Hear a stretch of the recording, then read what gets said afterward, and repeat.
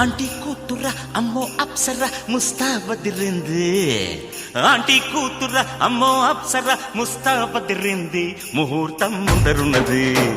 తథాస్తని పందిరన్నది uncle పుత్రుడా hello అల్లుడా వరసే కుదిరింది వడ్డాణం తొందరన్నది